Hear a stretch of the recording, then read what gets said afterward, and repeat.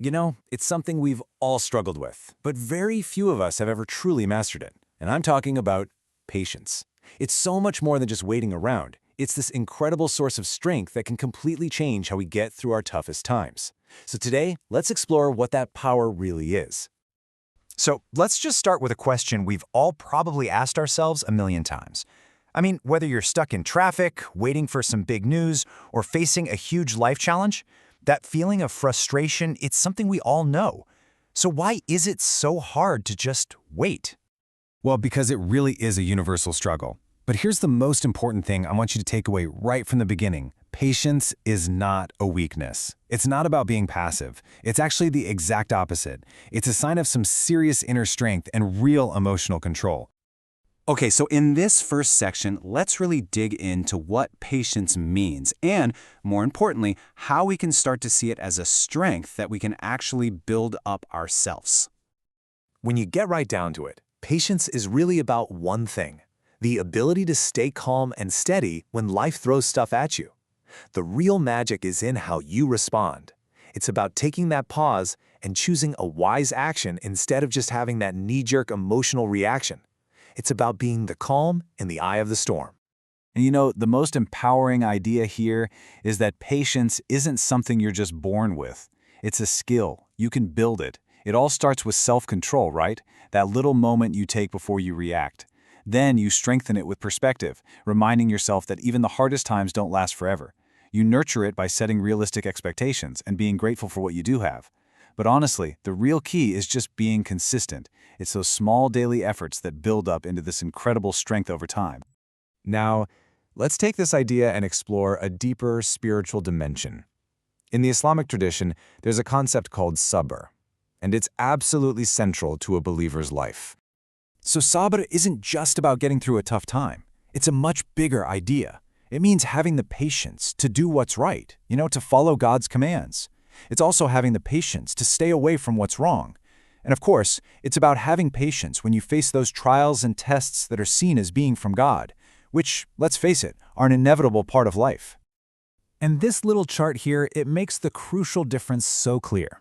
On one side, you've got passive waiting, which just leads to feeling helpless and giving up hope. But on the other side, you have active patience, or sabr, and that is about making an effort, trusting in a higher plan, staying strong and hopeful, and responding with wisdom. It's a really powerful state of striving that's combined with deep faith. To really see this idea in action, let's turn to some of the most powerful examples of patience you can find anywhere, the stories of the prophets. We'll start with Prophet Muhammad, and you'll often hear the phrase "peace be upon him" after his name as a sign of respect. His entire life was just a masterclass in patience. I mean, think about it. He faced constant rejection, insults, persecution, and the deep pain of losing the people he loved most.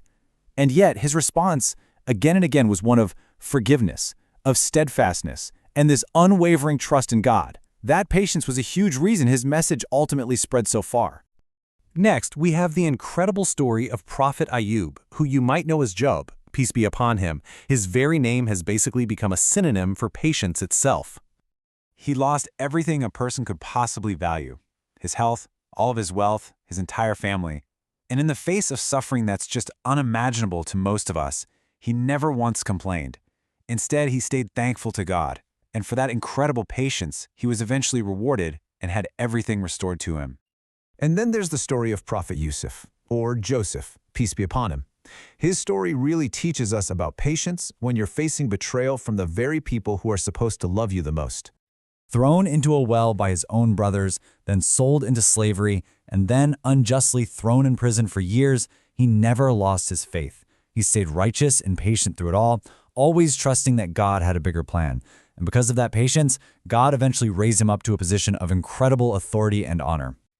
And for our last example, let's look at Prophet Musa, or Moses, peace be upon him. His story really shines a light on the immense patience that's required for leadership. He didn't just have to go up against the most powerful tyrant of his time, Pharaoh. He also had to lead a community of people who were often, really difficult and disobedient. His story shows that patience isn't just for our own personal struggles. It's absolutely essential for anyone trying to lead other people toward a better path. So wow, after hearing these incredible stories, how do we connect these huge lessons back to our own lives, to our own struggles? So what's the big takeaway here? I think the most crucial thing to remember is that patience isn't just about gritting your teeth and surviving something. It actually changes the outcome. Every single moment of struggle is seen. Every act of patience has a purpose. It is never, ever wasted. In fact, it's the very thing that strengthens our faith and brings us closer to God. And this brings us right back to you. I want you to just take a second and think about your own life right now. It could be something small, like a daily annoyance, or it could be a massive challenge you're facing. Where is one area that you can choose to practice that active, hopeful patience starting today? If you remember one thing, let it be this. Patience isn't about passively sitting around and waiting in pain.